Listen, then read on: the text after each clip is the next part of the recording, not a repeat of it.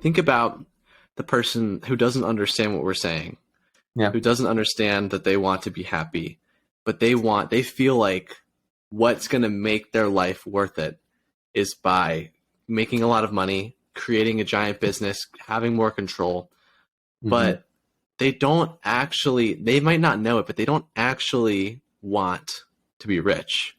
They Yeah. want the feeling that they think is going to come when they are rich or when they do get money. It's like then they're thinking that once they have this set number of dollar bills in their bank account, that then they're going to feel good. That they're going to feel good. It's all it. Everything boils down to feeling good.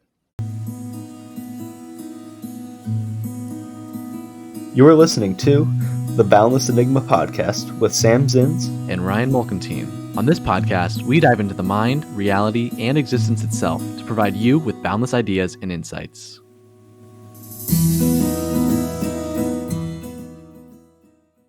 So, how are we doing today? Pretty good. I'm doing pretty good today.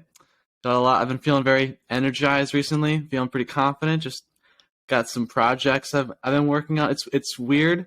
I feel like when I have something that I can put my purpose towards and put my energy towards that feels worthwhile, suddenly I have like infinite energy and confidence.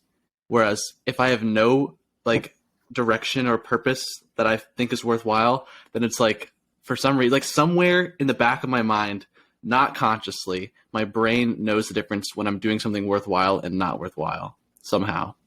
Do you feel like that's because like you feel more balance in your life through that? Do you think that's what balance? Well, honestly, I feel like it's strange. I feel like in my life I've gone from a polarity of doing and feeling like energized and like I need to do something, and then at other times getting burnt out and feeling like I need to rest for a while and do nothing. Mm-hmm. And I usually need to strike a balance between those. But recently, for some reason, now that I'm working on this new project that I have going on that I think is really good and can be super helpful for a lot of people, all of a sudden I have all this energy and it's like I'm over in this energized, motivated side of the polarity of that dynamic, except it doesn't feel unbalanced. It doesn't feel unnatural. It feels sustainable as I'm working towards my goal right now. Yeah, that's some good insight, because I feel like it almost sounds contradictory, to say like, oh, I'm doing more stuff. I'm like devoting more of my time to one thing or whatever. Like that sounds like that'd be tiring. Exactly. I feel like once you get started doing something like that, you realize it's not tiring. It actually gives you energy. I think in the past, why I would get burnt out is because I would be like forcing myself to do something or forcing myself to get towards this goal. Mm-hmm. But this time around, it's like I'm being pulled towards it. I'm not pushing myself towards it. I'm being pulled towards it in a sense. You're genuinely interested in it. Yes. For the first time in my life, I think I understand what true passion is. This really maybe awesome. Sounds crazy. This maybe sounds like I am full of crap, but I kid you not, I have just been absolutely filled with confidence and energy. And for everyone that doesn't know what I'm talking about, I'm essentially building a tool for spiritual mentors and coaches and meditation instructors and healers and whatever spiritual practitioners that there are out in the world. I'm essentially building a tool to help connect students, mentees to those coaches and mentors. And I'm making it so that they can book sessions, they can get paid, and it's all for free. Anyway, enough product promotion. I'm just saying I really feel like this is worthwhile, and I for some reason am just absolutely pulled towards it. And I think my brain knows the difference between a project that I want to pursue, like a project and a goal I'm going towards because I want to make money and I want to I just want to feel like I'm achieving something, and that's like I'm pushing myself and it feels inauthentic, versus when there's something worthwhile and I know that it has value and I'm being pulled towards it. There's like a difference. Absolutely. Yeah. I mean, that's super cool that you found something like that. to work on. And, I think what's also really cool about situations like that where you find something you're really into is even if you don't end up, completely sticking with it and like making it work, you're gaining so much knowledge and experience by doing that. Like you work on a website, that could benefit you in so many ways. Like Literally. For example, graphic design, like I was into that when I was younger, and I would have never guessed that I would reap the benefits of being able to actually know how to edit stuff now. Bro, that's so facts. That's so true that you can, it's even if you don't exactly know where you're going, but you're just intrigued in graphic design, you're like, I don't know if I can make a career out of this, but for some reason I feel called to just do graphic design, screw around with some Photoshop or whatever the heck. And then you drop it one day and you're like, okay, well, that was a waste of time. But then a year later, you start to pick it up again for something else, and it's not a waste of time. You never know what these skills can be useful for at some point. Absolutely. Yeah. It's just building on yourself. And like by constantly doing that, like what you're doing right now, just getting all this experience and being really into something, it just compounds on itself and you never know where it's going to take you. And that's what's so cool about it. Maybe this will completely flop, but then my website takes another direction that I wasn't expecting. Yeah, exactly. Or something. Exactly. Yeah. And since you're capable of doing this kind of stuff, if your website were to take another direction, or say you start a new company or business, whatever, you're capable of doing it. So like you know what to do. You can just transfer it right on over. So yeah, that's pretty cool. Speaking of burnout, I've been feeling burnout with school, man. I just, dude, man, I'm not feeling it not in the slightest. Neither. Not in the slightest. Dang. It's so tiring. Yeah. Like I've not been giving effort at all. And I'm like trying to scave by right now because I just have no energy for it at all. Dude, this is what I'm saying.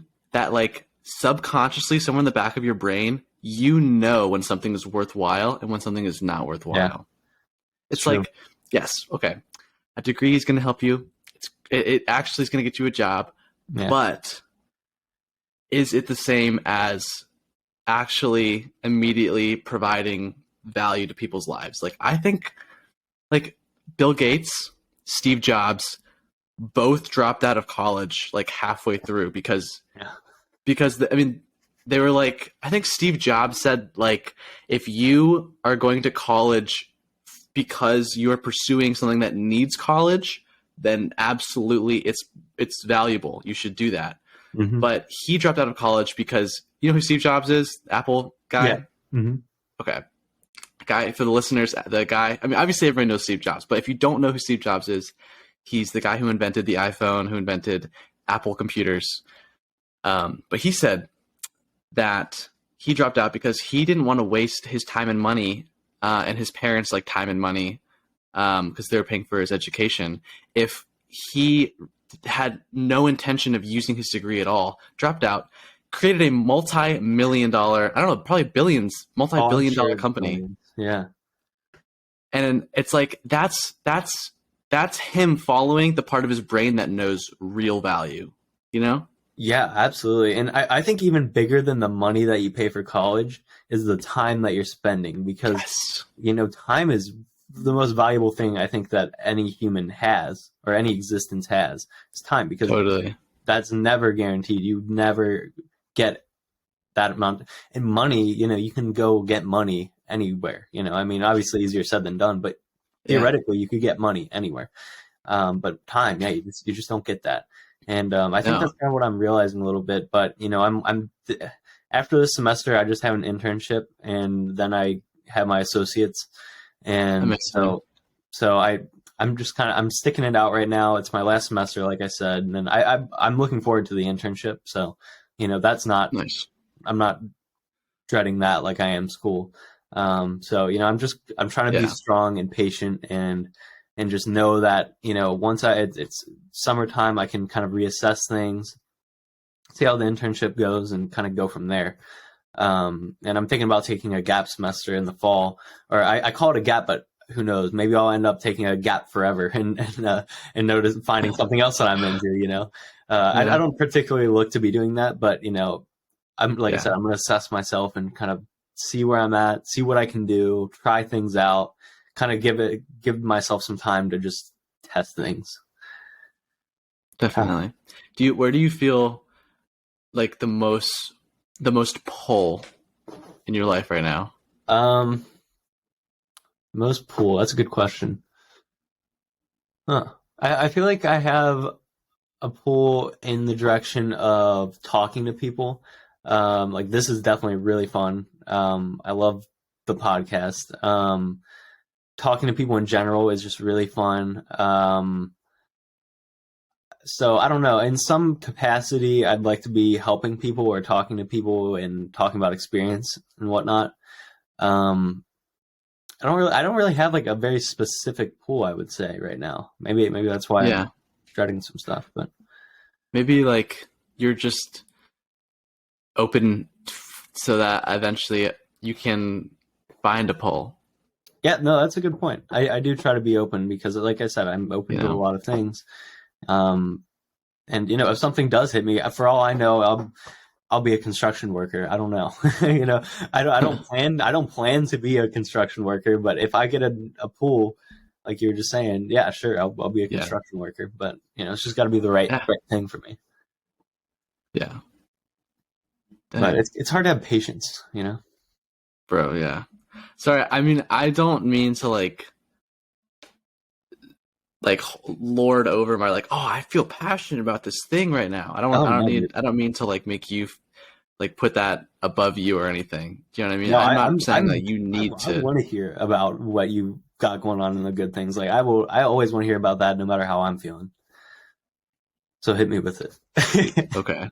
Well, thank you, Sam. I just didn't want, I don't know. I don't know that if you felt bad about any of that, Oh, no, you weren't. No, I appreciate you asking, but I don't know. Sweet. Yeah,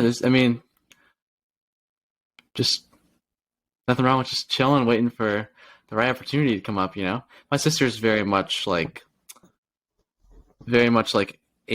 she's very much pro time and enjoyment of life and like anti like pushing yourself all the time to achieve.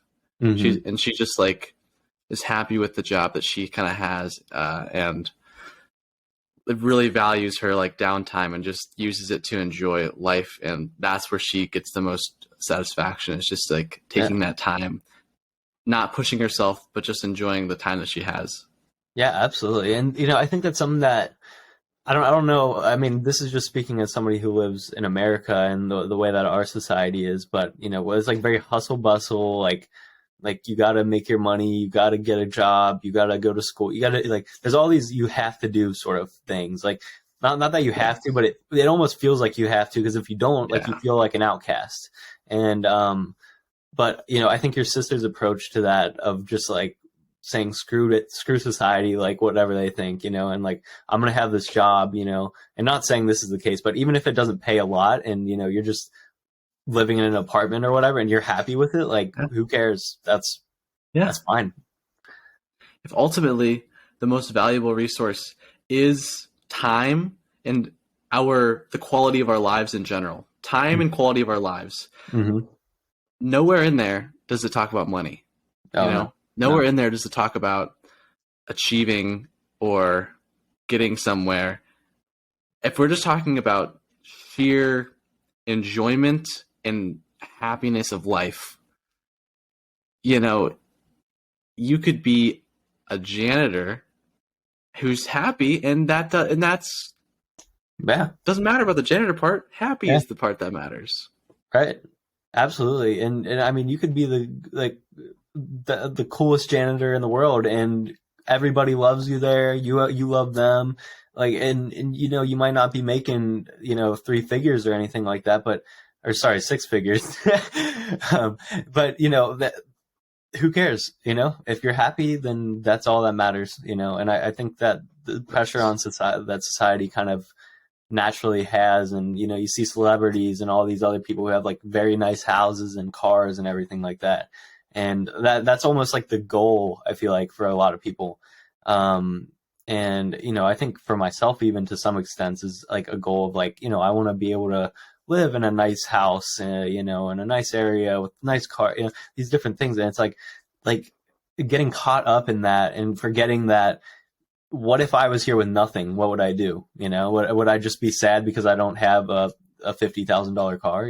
No, I would try to figure it out, and I'd be happy with myself and whatever else was there. So. Totally. Dang. But I think some people, achieving and like if they feel pulled towards doing and achieving and creating something of value for people, and that's what's make you happy, and that's what makes you happy, and money comes along with that, then I think that's great. Yeah. If you genuinely feel the most happy and joy if you're creating a business that helps people, then I think that's just as valuable and not any more valuable than the person that finds the most joy cleaning the halls of a school and then walking in the park after their day of work, and they're just as happy and they're just as passionate. It doesn't matter. It may look completely differently, but the inner state is like the same. Yeah. That's interesting. That just sparked this in my mind. I was just in lifespan development class, and we're at the stage of talking about preschool kids and like how their minds work and everything like that. And something clicked with me in that class, and I wrote it down, and I said, everyone is who everyone is. Nobody's right. Nobody's wrong. Nobody's better. Nobody's worse. And just like what you just said, like that, it's the truth. And I think that we just forget that sometimes because there's these labels and just different assumptions that we have about things. Yeah. For some reason, society makes that company path, that business path, the person that makes the money and controls more stuff, that's better, And that's just like, it's like you're looking at the surface level. It's like, sure, maybe if you're being fed that is what's good, then you're going to believe that that's what's good. But let's just pretend that we're not born into a society that puts that on us. What do you want? You don't care about that. You want love. You want happiness. You want peace. You want connection. It's like that's the things that you want ultimately.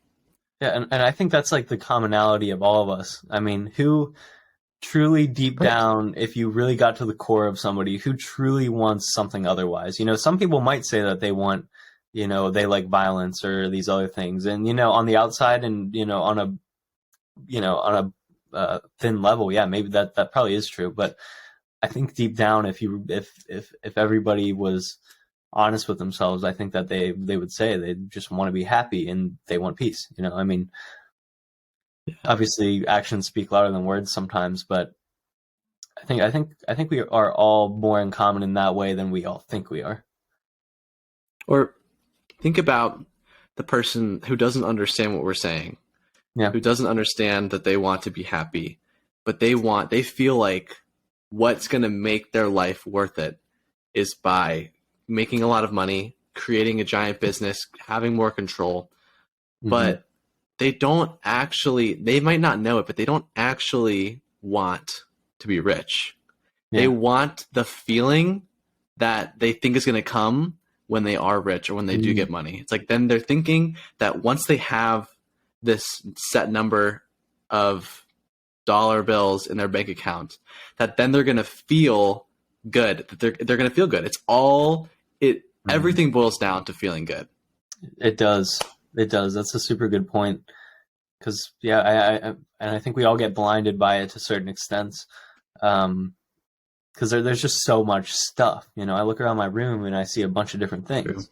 True. I think you look around anywhere and you see a bunch of different things. I mean, even down to stuff that we wouldn't even consider as stuff. Like a bed or a chair or a couch. That's still stuff.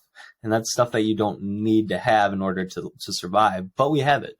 Yeah. It's a comfort thing, and True. That's stuff that it's a distraction from the fact that I don't even know. That's the thing. I don't even know, but it's a distraction basically from something. Yeah. I mean, I think like there's nothing wrong with like having a comfortable bed No, or having access to delicious food or something. mhm. But it's like when you start to expect those things to give you like purpose and happiness, you know, it's like not getting too appreciating them for what they are, but not being attached to not attaching your happiness and worth to those external things. And not only external things, but external goals too. Like if you are you able to fail a test and still be happy or still, you know, find peace because even though you failed, like, can you detach your value and happiness from that? So, you know, Yeah. can you stay in a state of peace and joy no matter what happens? You know, Mm-hmm. Yeah. what do you think?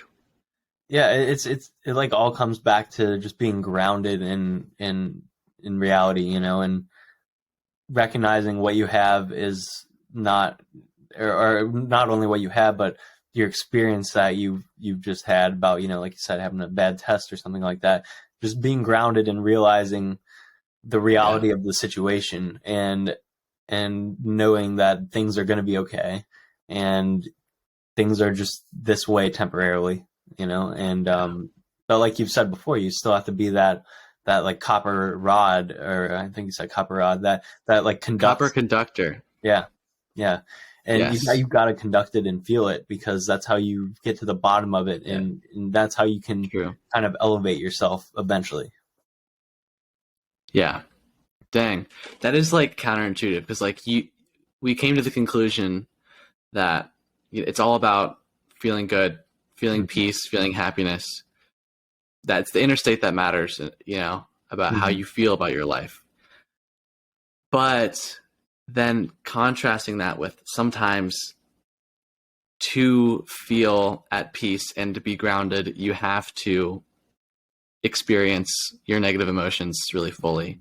And that's like that's the paradox. That's the difficult thing of like how do you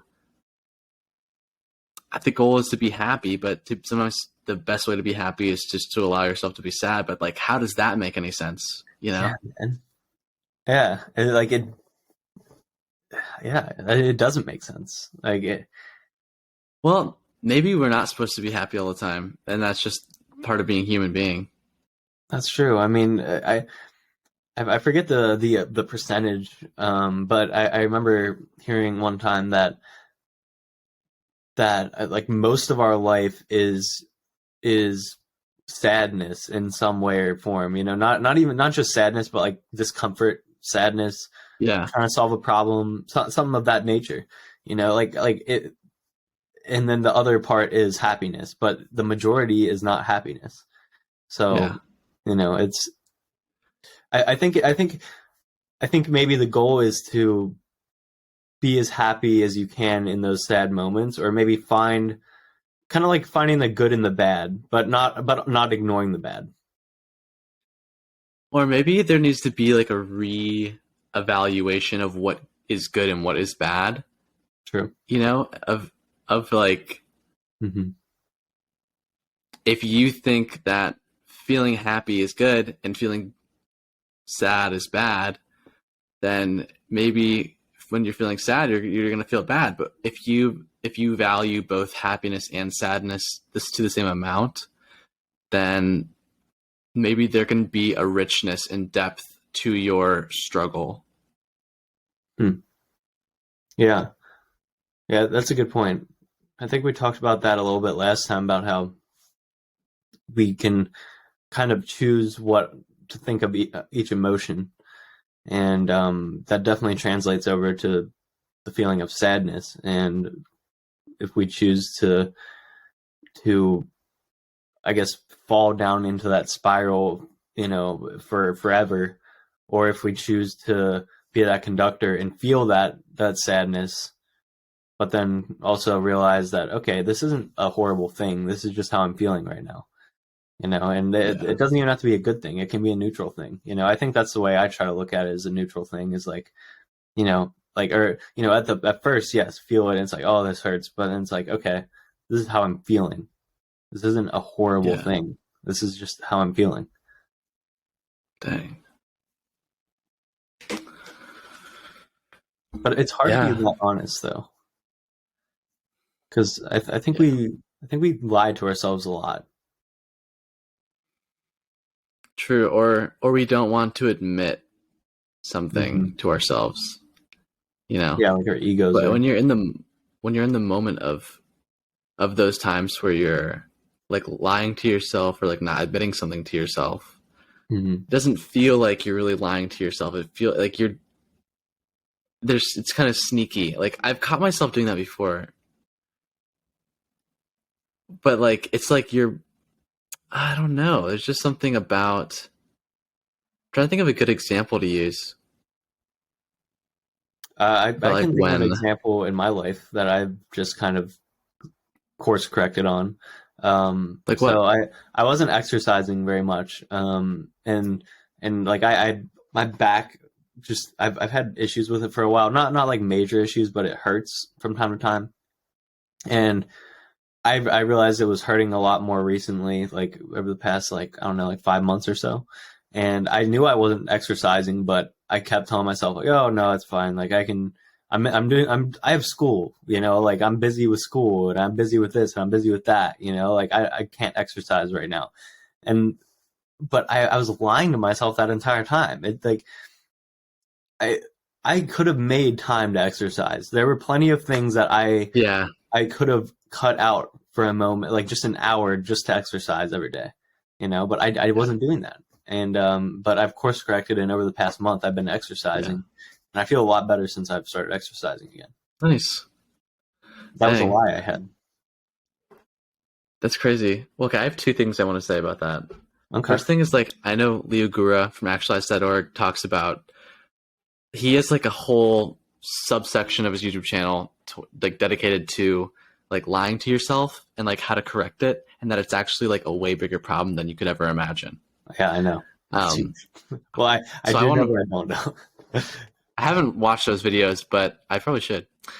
And the second thing is, I know Jordan Peterson says that when you're making a schedule for yourself, like, you want to make a schedule that is actually enjoyable to you, and that you're not like forcing yourself to do all this stuff, because inevitably you're going to like miss things on your schedule some days and screw up, and like not do everything that you're like supposed to do.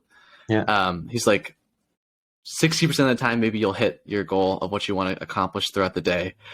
But it's important that like you have that schedule anyway, because the 60% of, even though you're like not being hard on yourself when you miss the schedule completely, because that's to be expected on some level, but also maintaining the schedule anyway, so that on the days that you do hit the schedule and you do all the things that you want to do, even though maybe it's only 60% of the time, that 60% of the time consistently is going to make an effect. Yeah, absolutely. It's just about finding what works for you, and not compensating for what you think you should be doing, or like what you think others think you should be doing, but rather doing like what you want to be doing. And obviously there are going to be things that you would prefer over others, but like you said, those days where you do hit it and do everything that you wanted to do, that's where that progress and like that like neurochemistry almost feels like it's being built in your brain. It's like, oh, now I can do this, like that first day that I worked out after not working out forever, I was like, wow, like, okay, that worked really well. Like, I'm going to do that some more, but it's just a matter of doing it, and actually like being proactive in my own life, instead of just dreaming about it or thinking about it in the back of my mind, like, oh, I should work out. It's actually stop lying to myself and saying I should work out. No, I want to work out. I'm going to go work out. And then you do it and see where it gets you. I think you could also lie to yourself, though, if you expect yourself to, like, if you expect yourself to 100% of the time go work out. Like, if you set a schedule to work out to 100% of the time, like, do it correctly and not miss a day. I think you're honestly, like, that's setting up an expectation of failure, because if you don't hit 100% of the time, one day you miss it, and then you had this standard that you needed to go every day, then maybe you'll get discouraged. Yeah, you're right. And then it just falls off after that. I've done that before with working out, actually. Like, that exact experience that you just said. I probably like 2 or 3 times where I've started working out, and then I'll go hard for a month, and then all of a sudden I'll miss like a week, and then I'll be like, oh well, I can't work out anymore because I'm not consistent, you know. But it's like, no, it's not that I'm not consistent. I just didn't feel like doing it that week. You know, I was doing other things. You know. So instead of like beating yourself up about it, it's like, all right, let's let that go, and then let's just go today. It's like, yeah, okay. This is what Sam Harris calls begin again. Have you heard him say that? Oh, yeah. I like that. Describe what begin again is. So he uses it in the context of meditation, or at least the time that I heard him talking about it. And he'll be like, you know, you're meditating, your brain's going crazy, and you just feel like, oh, I need to quit. I'm done. Like, I'm not doing it. And then he says, instead of saying like getting frustrated and just being done, say, like, take a breath and say, tell yourself, begin again. And then it's like it literally feels like a fresh start in your brain. It's like, okay, I don't need to be frustrated anymore. I can retry. Yeah. It's like you just completely wipe away the pressure. Yeah. With that just that one sentence, or just those 2 words, begin again.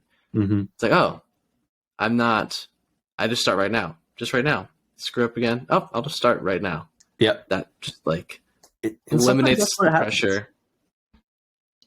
Yeah. And it's super applicable to like other things too.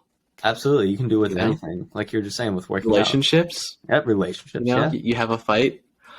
Begin again. And then if you just say like, all right, I'm going to begin again. And then that allows a disconnect from the previous, like, it allows you to disconnect, detach from that grudge you had that they did this thing. I'm going to begin again. And then allows love to come back in. And like, I'm going to try my best right now, starting now, to be kind and loving to this person, you know? Mm-hmm.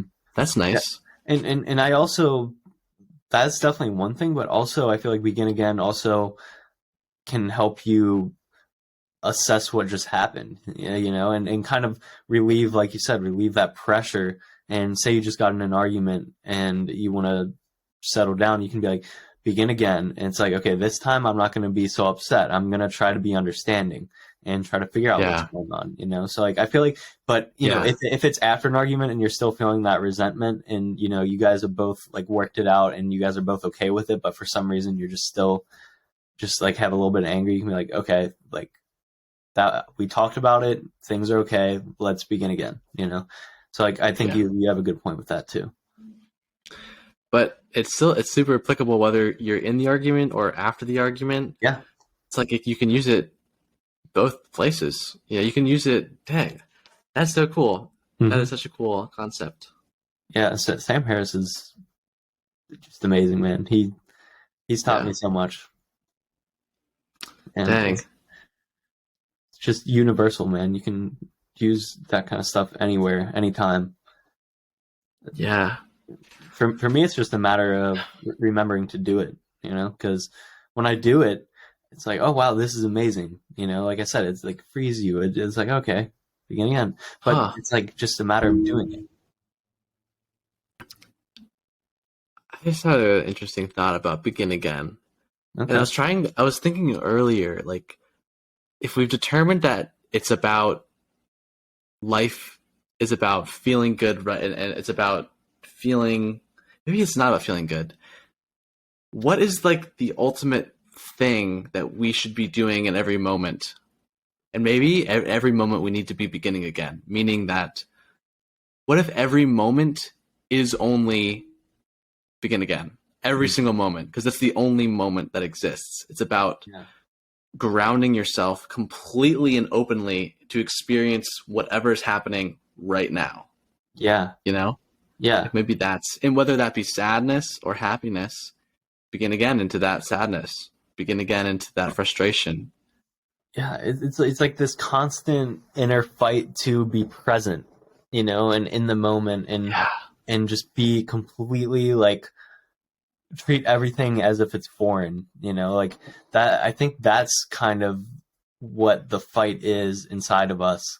But I think that since a young age, we've all been trained one way or another by parents, teachers, peers, whatever, that taught these just different ways that people have done things over the course of forever. And so we kind of lose sight of the fact that there is this present moment, and we don't constantly need to be thinking about other things. And the present moment is all that we have right now. So why would we be so focused on all these other things when we have the present moment at any time? Yeah. Like, we take it for granted. Do you know, like, have you heard about the flow state? Yeah. I think the flow state is different than like being present, because Yeah.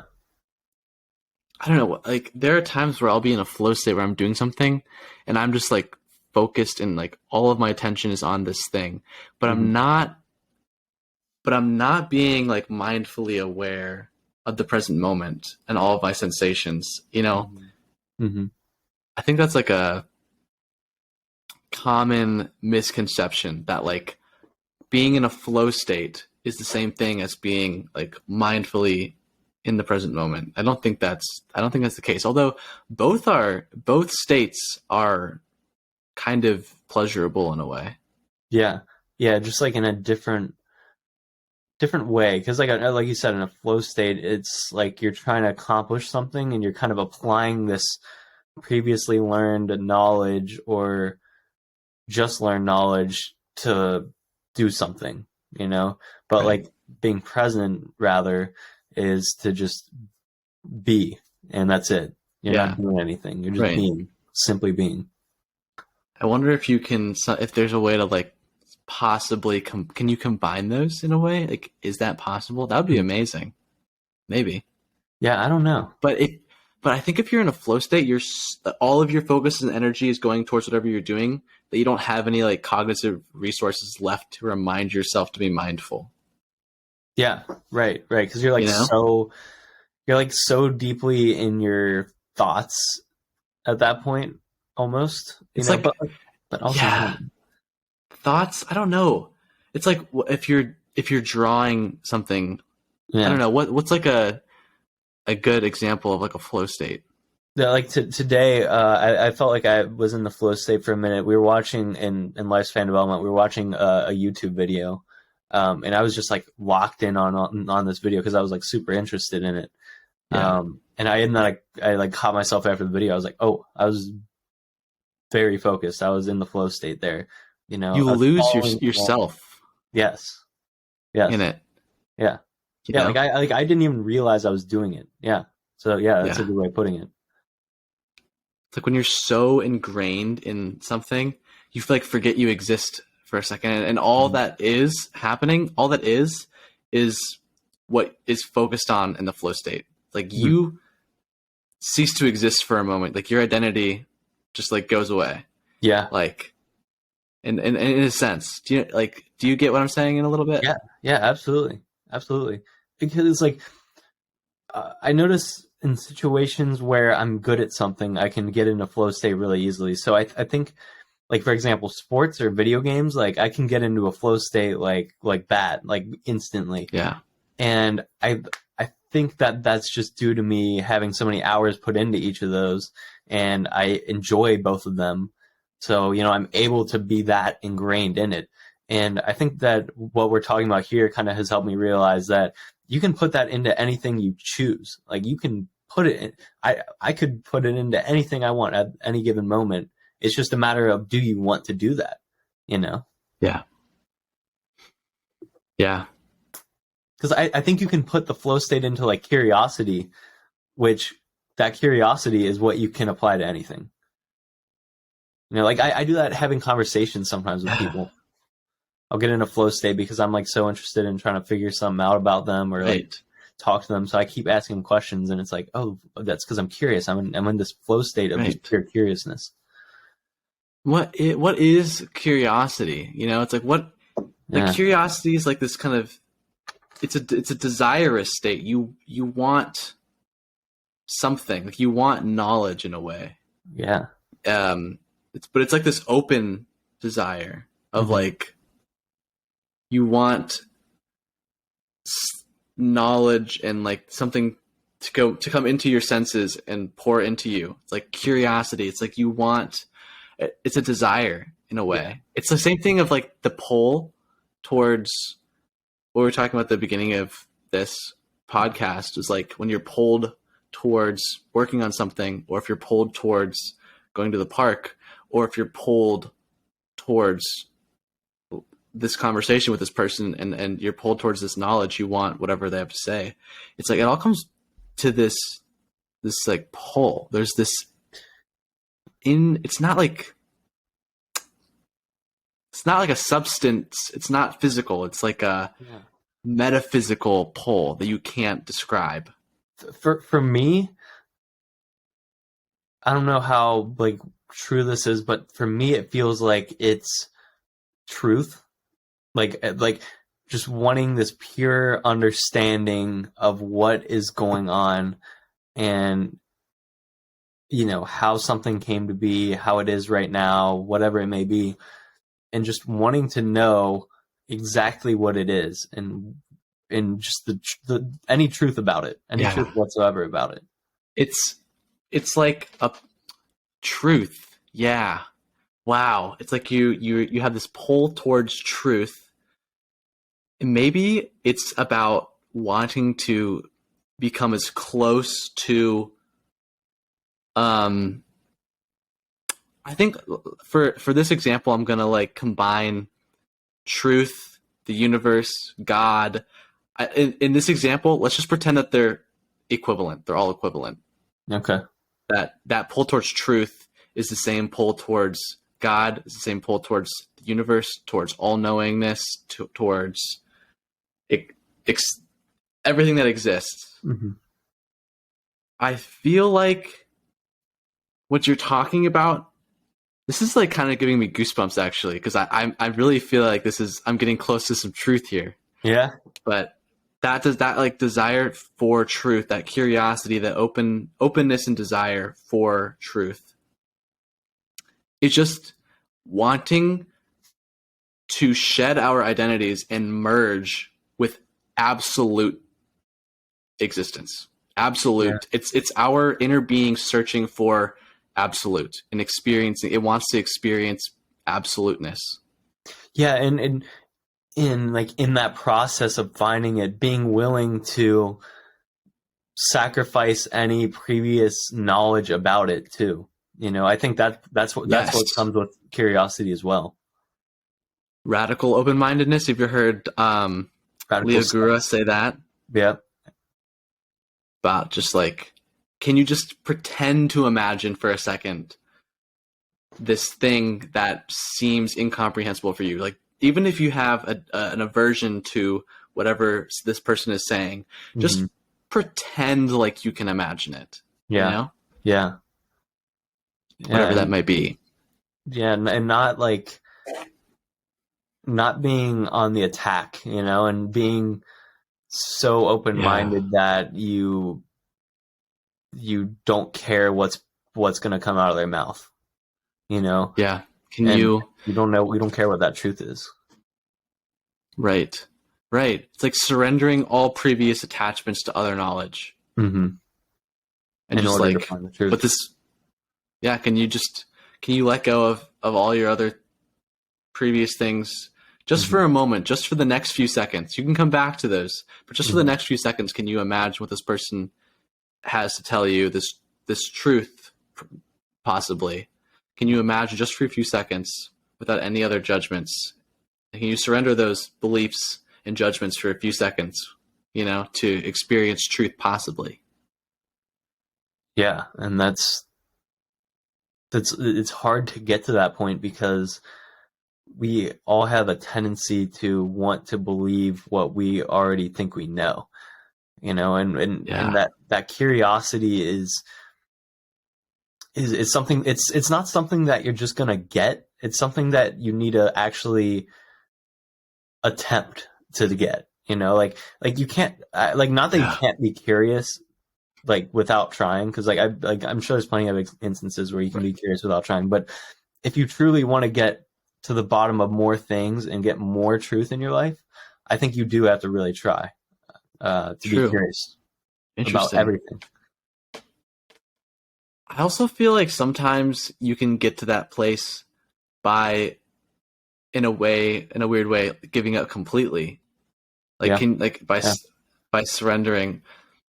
It's like, what if by surrendering you find the motivation inherently in you of that inherent curiosity? I think I have to not to be too aversive here, but I have to play devil's advocate against that point, and I have to say, like, sometimes surrendering and letting go of that desire, letting go of the pushing yourself to be curious, and if you surrender and let go into this moment to find what naturally arises into your openness, into your curiosity, Yeah. and then letting that pull you, like that.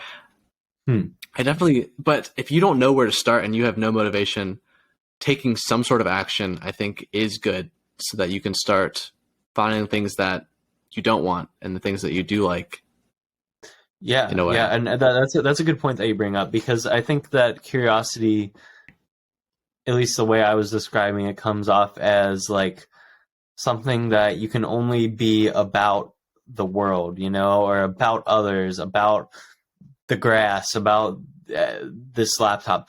But really, there's another form of curiosity that is kind of hidden in a sense, because it's within us, like you Yeah. can be curious about yourself and discover things about Yeah. yourself, and that's being True. curious. But I think when we think curious, we think curious about other things. Right. It's like there's a curiosity is coming from this body, this brain, Mm-hmm. and it can only come into this. It's Yeah. like all external coming into the internal, Mm-hmm. but that flipping of the lens to go inside can be extraordinarily valuable. Yeah. Have you heard? Not to keep talking for a bunch of, but I have a good point about. Have you heard of self inquiry? Yes. For people that don't know what self inquiry is, it's a enlightenment technique developed from thousands of years ago in the Hindu tradition, the Vedic Hindu tradition. That basically is, you ask yourself, who am I? You look into yourself and you keep asking, who am I? What is this? What is happening? What am I experiencing? What is vision? What is touch? Who am I? Just self-inquiring day after day after day for hours and hours, until eventually, by doing this consistently and for long enough and with enough motivation and effort, you can apparently become enlightened and come to absolute truth just by asking, who am I? Yeah, dude, that's pretty cool. That's just like unfathomable right now for me. It's insane. Like the thought itself is insane. I can only imagine what it would be like to experience it and to recognize what it is truly. Yeah. Like that's Because I like what you were saying about how, like, sometimes it feels like there's this, like, disconnect between the self and the external, and how, like, the curiosity is taking in the external into the internal, and there's a separateness. mm-hmm. But I think with what self-inquiry allows you to do is, it allows you to realize that there is not a difference, that, like, potentially maybe there's not a difference between the external and internal. Maybe get rid of that duality of external, internal, self and other. What would happen? What would that look like if there was just what is? Yeah. Yeah. What would that feel like Yeah, that's to a be good in that? point. Yeah, because like everything truly is connected. Like what you were saying on our last podcast about how we're just a composition of chemicals, and Right. molecules, and I don't even know all that scientific jazz, all that, and that is what everything else is made out of too. And so why are we any different? We just so happen to be formed into this way, and we just so happen to have this thing that we call consciousness, and then this water Yeah. bottle here just so happens to be not made that way and just so happens to not have what we call consciousness. Right. You know? And when you drink that water, it'll then be incorporated into your body. Yeah. It's like you are physically changing yourself. You are physically making an external object now part of your identity just by. But so then, is there really external, internal? Because our cells die and get replaced every day. Yeah. And then we shed our skin cells, and now they're external. It's like what makes them part of us, and what makes them separate? Like when does the cell become external? Like when it dies? Like what? Do you know what I mean? It's like that. Yeah. I think the line between self and other can get way more blurry than we imagine. Yeah. Yeah, because like I think in the reality as we think of it, typically, self and other is pretty obvious. It's like Right. I'm me, I'm over here, you're 3.5 hours away over there, and that's you. Like that's you. I'm not you. Yeah. But and that's the typical way of imagining it and thinking about it. But in reality, like truly in reality, that's not the case. Like obviously your molecules, yes, are at a greater distance away from me than this water bottle is. But right. In reality, it's all the same. But exactly, because think about the atom that's at the very tippy top of Mount Everest is also, there's another atom, another molecule 3.5 hours away from Mount Everest on the mountain right next to it. It's like, how is that different? But that is like, oh, they're both molecules out in the external world, that they're both out there. But then suddenly when it's like you and me, then it's like, oh, like we're separate. Yeah. Now we're separate. Yeah. Yeah. Because we're people. We have consciousness. It's like something. Yeah. It just doesn't click like that for us. Yeah. No. And something I was just thinking of when you said we're talking about Mount Everest, is my mind went to thinking like, okay, that molecule at the top of Mount Everest up here. Okay, well that's connected to all these molecules that are part of Mount Everest, and then down to the crust here of Earth, it's connected to that, and then it's all the way down to the core, it's connected to that, it's connected to that, and then I was like thinking like, hold on, and all of that is connected to the oxygen and all the other things in our air and everything in space. So and everything in the air is connected to everything that's in what we consider outer space, to the moon and everything. Yes. And it's just everything is just one. It's connected. All connected. Yes. And think about, what's crazy? Every object in the universe senses each other immediately by gravity. It's like, okay, think about how like the connection between the Earth and the Moon. The Earth and the Moon are not physically touching. There's a vacuum of space between them. And yet they're connected because somehow they're through gravity, they're connected. So without touching, they are still part of one system. And in the same way that the Earth is connected to the Moon through gravity, the Moon is connected to the Sun through gravity because there's still a weak pull on the Moon. But in the same way that we feel that gravity from the Sun, it's still possible to feel the gravity of the nearest star, just like maybe it's like 0.00000000000000001%. Yeah. But still, all all matter in the universe senses each other and is connected by gravity, even if it's like infinitesimal or whatever the word is. Yeah. It's like even if it's tiny. Do you know what I mean? Yeah.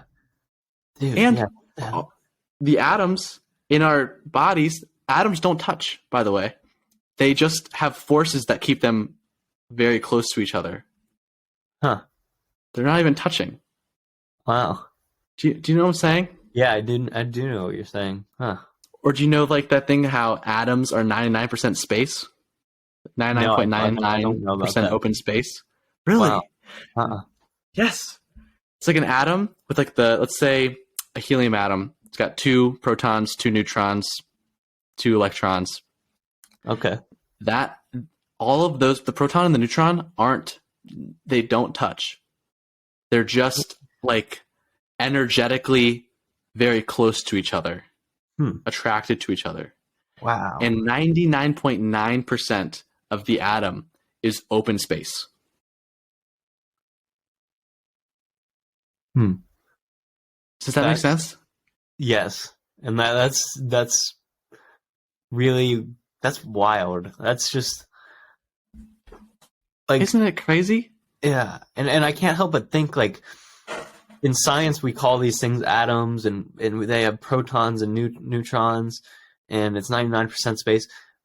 And then but in reality there is no name to these things. It's just this thing. Yes. It just is. It is. Yep. There's no reality didn't name it the atom. Reality just is what it is. There's no way to know it absolutely real. Like, I guess I don't know.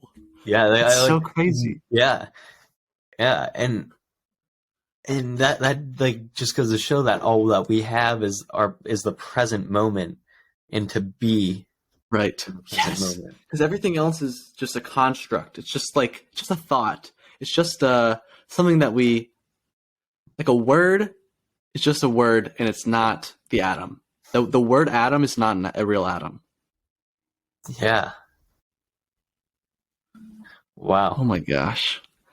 Dude, I've been getting like chills for the past like 10 minutes with some of this stuff.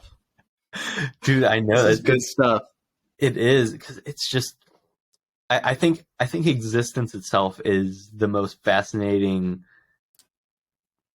thing to think about and powerful, awe-inspiring, never ending. Because I see, and this is kind of going to ground the conversation in a sense, kind of backtracking in a sense, but I think by talking about what we just talked about and discovering what we're discovering and thinking about what we're thinking about, that kind of creates this perspective of what life is to us and brings us down to the point to what we were talking about a long while ago about like money and our careers and school and education, whatever we want to do in life. And it kind of makes it kind of helps me realize there's a lot of options and you can just do what you want to do. Yeah. You know, it's all bullshit. Yeah, it's all bullshit anyways. It's pointless. So, you know, why not do what you want to do with it? Yeah. Fuck it. Or make up your own construct. Yeah, you know? I mean, that's what we do. We just make up our own constructs, you know? Like, who cares, you know? Who cares? Maybe it's useful. Maybe your new idea can apply somewhere and help somebody. But also realize that unhelpful constructs, if you don't want them, you can disregard them and it's fine because they're just constructs to begin with. It doesn't really matter. Yeah. Who cares what you do with your life? It's a one big construct. That's all it is. It's not even a big one. Literally. It's not even the word construct. It is what it is. Yeah. Whatever you look at it, that's just whatever it is. You know, who cares? Exactly. That's so like to me, and I sense to you too. It's like so like amazing and almost peaceful to think about it that way. Yeah, because it gives you almost a sense of clarity. But I don't even want to call it clarity because we still don't fully understand it, but it kind of gives you almost ground to work off of, maybe. I don't know. In my mind, I want to say that, but I don't know. I think to me, it just like takes the pressure off. Yeah, that's a like, better way of putting it. Yeah, it's just like, doesn't, you know? yeah, don't have It's all to. right if I make nothing of myself and enjoy alcohol on occasion and eat a bag of green bean noodles. tomorrow because it tastes good, Yeah, and it doesn't matter. It just whatever you experience in your life is meant to be experienced, whether it's good or bad, and then you die. You experience and you die, and that's perfectly. And then it doesn't matter. Just I don't know. It's so insane. it is. It really is. Yeah, it takes that pressure off of you, and then it also takes the pressure off of you of like of things that happen in your life in terms of things that you find to be sad or painful or any number of things that you don't necessarily want, that you're not like grabbing at, you know, you're not grabbing for, you're not like wanting your parents to die, you don't want to break up with your girlfriend, you don't want to do these different things that sometimes happen in life. But I think realizing that it is what it is, and things happen, and there's no right or wrong way of doing it, and everyone is how they are. All these different metaphors and ways of putting it, it just kind of makes it okay, and you can move on from things, and you can do whatever you want with it. Yeah. Yeah. Wow. Yeah, it's like incredible. I think people are looking for like the right answer all the time. They want to know what's best. What should I do? Yeah. Should I go to this college or this college? Should I become a welder or an electrician? Mm-hmm. And it's like, there is not a right answer. It doesn't. You can not go to college. You can go to graduate school. It actually doesn't matter. Believe it or not. But that makes decisions incredibly difficult sometimes. Oh, it does. It does. You know? Yeah. Which is weird. It's like it takes the pressure off, but at the same time, it's also like, so there's not a better thing to do here. There's just kind of whatever I want. Yeah, literally. It makes you take responsibility in a sense. Because if there was a better option, then it's like a no-brainer. That's like, oh, well, there's already a better option, then I'll just do this because, that's the better thing. Yeah. But when you realize that there is no better thing, the decision is solely on you. Yeah. Now. Yeah. And that decision is based off of how you set yourself up to be in life. You put yourself in positions that are, in hopes to be the best position possible. And if you end up in a bad spot in life, theoretically, I guess that would be on you because you didn't put yourself in a position that was good enough to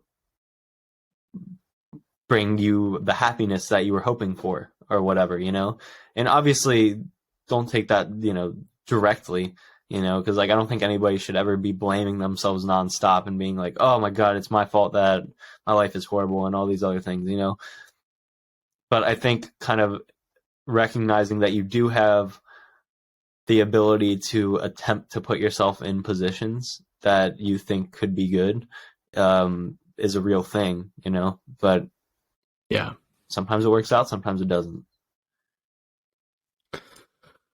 Dang. I'm trying to find a quote that I want to end with. Okay. If you don't mind, I'm trying to find. Take your time. Let's see here. Okay.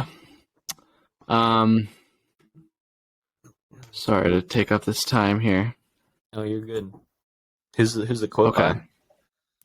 Steve Jobs. Okay. He's like, do you know that Steve Jobs, like everyone thinks of him as like the CEO, this big innovator, this big businessman, Yeah. Did you know that he spent 9 months or 10 months or something in India seeking enlightenment before he started Apple? I had no idea. He's actually an incredibly spiritual guy. Wow. Crazy. That's No one would pretty have sick. known. Yeah. Okay. So he said, your time is limited, so don't waste it living someone else's life. Don't be trapped by dogma, which is living the results of other people's thinking. Don't let the noise of others' opinions drown out your own inner voice. And most important, have the courage to follow your heart and intuition. I think Steve Jobs understood exactly what we're talking about. Yeah.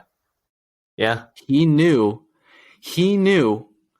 that to completely change the world, to completely you can do whatever you want. You don't have to be, some special person. You don't have to be super smart.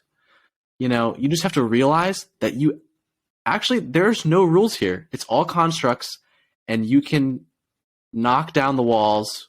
You can build what you want. You can do anything. It just doesn't matter. And to him, he was like, I want to make the computer an extension of the human being. And now we have phones, computers on us all the time to keep us connected with other people. It's like, wow. To him, he realized that he can do kind of whatever he wanted. Yeah. And he did it. Yeah. He's such a good example of doing what you want to do and finding the path that you find works. Because before him, nobody could have ever even thought of what a cell phone would be, an iPhone, Right. Like he created this incredibly advanced thing that has never been discovered, and he did it. That's a risk. Yeah. He put his life into working on that. Right. And he just followed that pull, that thing that just, he felt like this is the right direction. And he's like, well, I might as well do this because it doesn't matter. And if I fail, at least I was doing what I wanted to do. Right. Yeah, exactly. And just being, that's a really good point too, is just being okay with whatever the outcome is, like you're working on something really hard and say it doesn't work out. Like, I think we started the podcast talking about how if something doesn't work out, that's okay. I was working on my graphic design when I was younger. It didn't work out. I stopped liking it. And here I am now. I'm starting to use it a little bit here and there. Right. So it's just, you never know what's going to happen. And let's say I never ever use my graphic design ever again. It's like, okay, you know what? I had fun while I did it. I didn't waste my time. I did what I did, and just being okay with the outcome, no matter what happens with it. That's a good lesson. Yeah. Crazy. Wow. Super profound stuff here today. Absolutely. All right, listeners.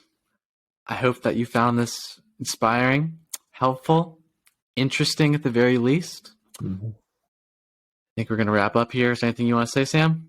No, man, that was awesome. Always good to talk. Yes, amazing. All right. You guys can follow us on Spotify, Apple Music, and YouTube if you so please. And thank you guys for listening to the Boundless Enigma podcast. See you next week. Peace.